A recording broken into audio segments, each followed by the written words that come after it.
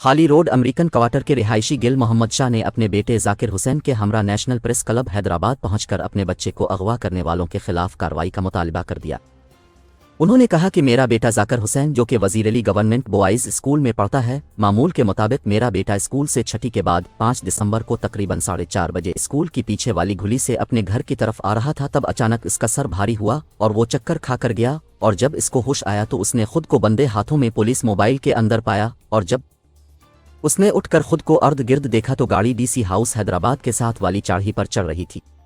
मेरे बेटे ने अपने हाथों पे भुंदी रस्सी को तोड़ा और अपना बैग उठाकर गाड़ी से कूद कर भाग गया, और थोड़ा आगे जाकर उसने पीछे मोड़कर देखा कि कोई इसके पीछे तो नहीं आ रहा, लेकिन कोई भी इस वक्त इसके पीछे नहीं आ रहा था। तब मेरे बेटे ने आगे खोखर मोहल्ले में जाकर दुकानदारों से मोबाइल फ़ोन लेकर अपने चाचा को फ़ोन किया और सारा मामला अपने चाचा को बताया, जिस पर मेरे भाई मौके पर पहुंचा और मेरे बेटे के साथ जाकर थाना हाली रोड में इस सारे मामले की एनसी दर्ज करवाई, जिस पर थाने वालों ने बच्चे का मेडिकल करवाने का कहा। थाने वालों के कहने पर मैंने बच्चे का मेडिकल करवाया है। इस सारे मामले का नोटिस लेकर मेरे बच्चे को प्रोटेक्शन फराहम की जाए और डीसी हाउस और हैदर चौक की सीसीटीवी फुटेज की मदद से नामालूम मुलजिमों को तलाश करके उनके खिलाफ सख्त कानूनी कार्रवाई की जाए।